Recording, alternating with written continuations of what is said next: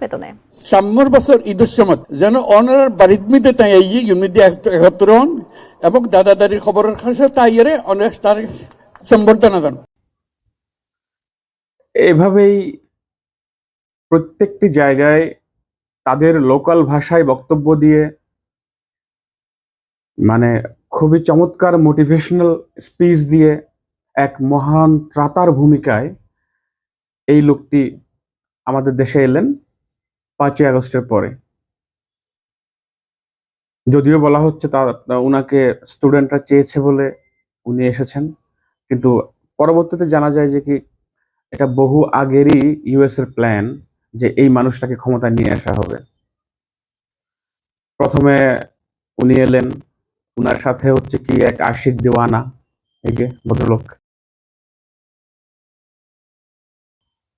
এই দুইজন আসার পরে আরেকজন এলো একেবারে পিনাকির গুরু যাকে বলা হয়, খলিলুর রহমান, ডক্টর খলিলুর রহমান, যদিও অনেকে তাকে রজার খলিল বলে ডাকে।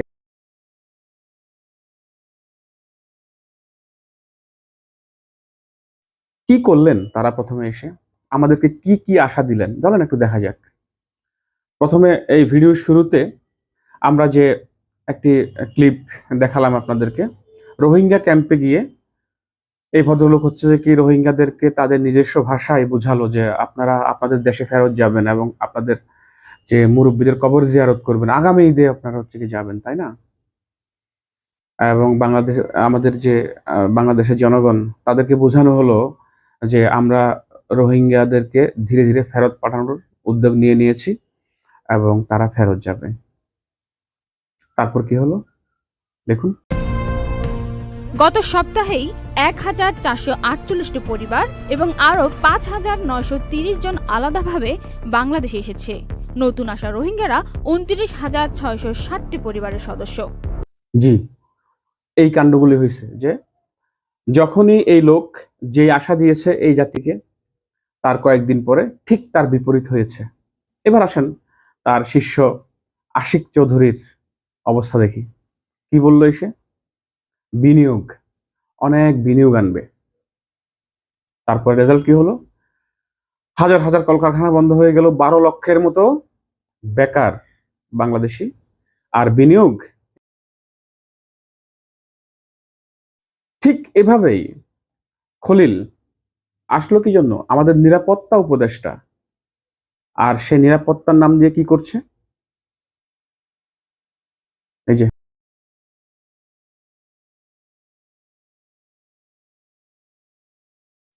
আমাদের বাংলাদেশি সৈনিকদেরকে গাজায় নিয়ে গিয়ে হামাসের মুখোমুখি করে দেওয়ার যে আমেরিকান প্ল্যান, ওই প্ল্যান সে বাস্তবায়ন করছে।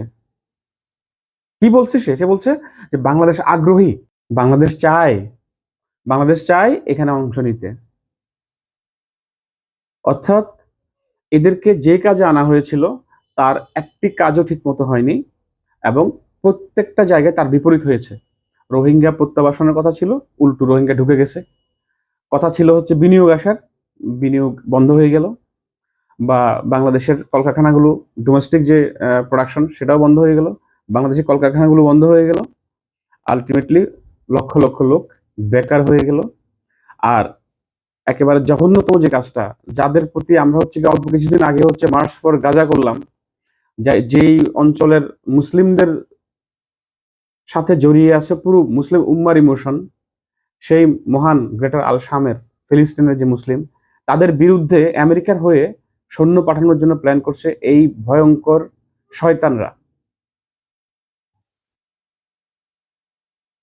মজার কাহিনী হলো, দেখেন যে এই কাজগুলোতে একটাতেও তারা কিন্তু সফল না, কিন্তু যেই কাজ হচ্ছে কি এই দেশের চাবি তুলে দেওয়া হবে হচ্ছে কি বিদেশি শক্তির হাতে, সাম্রাজ্যবাদী শক্তির হাতে, সেই কাজটি অর্থাৎ বন্দর বিদেশিদেরকে হাতে তুলে দেওয়ার জন্য যে কাজ, এই কাজে কতটা সিরিয়াস এই ইউনূস।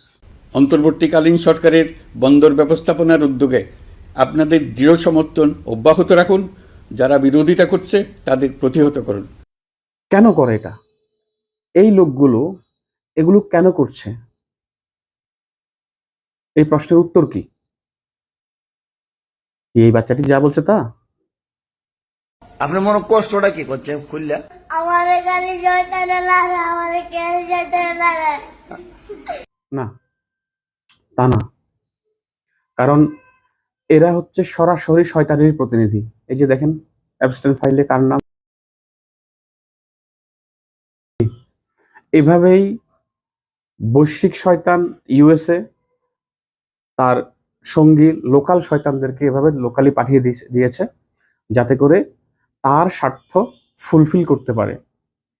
এবং এভাবেই এই পরাশক্তিগুলো প্রত্যেকটা রাষ্ট্রের নেতা, শাসক, গায়ক, অভিনেতা থেকে শুরু করে শিল্প, সংস্কৃতি, রাজনীতি, প্রত্যেকটা জায়গার যারা টপে আছে সবাইকে তারা এভাবে নিজের করে নেয়। এবং তারা সবাই মিলে হচ্ছে যে কি এই পৃথিবীকে ইউএসএর কন্ট্রোলে রাখে। তাদের কেউ কালচারাল ওয়েপন ইউজ করে, কেউ বা রাজনৈতিক ক্ষমতা ইউজ করে। এভাবেই পুঁজিবাদী গণতন্ত্র নামক একটি শয়তানি সিস্টেমের অধীনে এই সবগুলো জিনিস নিয়ন্ত্রিত হয়, যার একমাত্র প্রতিদ্বন্দ্বী ইসলামিক শাসন ব্যবস্থা। আর এই শক্তি সবসময় চায় এই ইসলামিক শাসন ব্যবস্থা তথা খিলাফতের উত্থানকে ঠেকাতে, এবং তাদেরকে ঠেকানোর জন্য যত রকম পারা যায়, ঘাঁটি করে হোক, ইকোনমিক করিডোরের নামে হোক, কালচারাল অ্যাগ্রেশনের নামে হোক, তাদের সমস্ত চেষ্টা চরিত্র তারা বজায় রাখে। এই ইউনুস আসার পর থেকে আমাদের শিক্ষা ব্যবস্থায় এলজিবিটি কিউ থেকে শুরু করে যত ধরনের অপকর্ম আছে সবগুলো সে করেছে। আমাদের রাষ্ট্রীয় সম্পদ বিদেশিদের হাতে তুলে দেওয়ার জন্য যা যা দরকার সবগুলো সে করেছে। এবং তাড়াহুড়া করে, আর মাত্র কয়েকদিন আছে ইলেকশনের, ইলেক্টেড গভর্নমেন্ট তখন ডিসিশন নিবে, যেটা আসলে ইন্টারিম গভর্নমেন্টের ডিসিশন নেওয়ার কথাই না, সেই বন্দর দেওয়ার জন্য তাড়াহুড়া করে সে দ্রুত গতিতে হচ্ছে কি চুক্তি করে ফেললো, এবং তাদের হাতে তুলে দেওয়ার জন্য এই 6 তারিখ সম্ভবত তুলে দেওয়ার ডেট করেছে তারা। ব্যাপারটা একটু বুঝেন আপনারা যে কেন এত তাড়াহুড়া। আর এই চুক্তির ভিতরে কি আছে আপনারা কেউ জানেন? কেউ জানেন না। তারা এটার সিক্রেসি বজায় রেখেছে, কি সব উল্টাপাল্টা আইনের কথা বলে। কিন্তু আমার সম্পদ আরেকজন নিয়ে যাবে, কেন যাবে, কি শর্তে যাবে, তাও আমি জানতে পারবো না। এই সিস্টেম যতদিন থাকবে ততদিন শয়তান আমাদের উপর রুল করবে। সেই শয়তান, যে শয়তান আমাদের শিশুদের হাড় মাংস চিবিয়ে খায়, রান্না করে খায়, বাচ্চা শিশুদের রেপ করে, যে শয়তান হচ্ছে কি লক্ষ লক্ষ বাচ্চাকে গাজায়, সিরিয়াতে, ইরাকে, আফগানিস্তানে বোমা মেরে মারে, সেই শয়তানের অধীনে নিয়ে যাওয়ার জন্য শয়তানের এই প্রতিনিধিরা আমাদেরকে বাধ্য করছে। আমরা যদি বুঝতে না পারি তাহলে আমাদের পরিণতিও ঠিক একইভাবে সিরিয়ার মতো হবে, গাজার মতো হবে, ইরাকের মতো হবে। আমরা কি বুঝবো?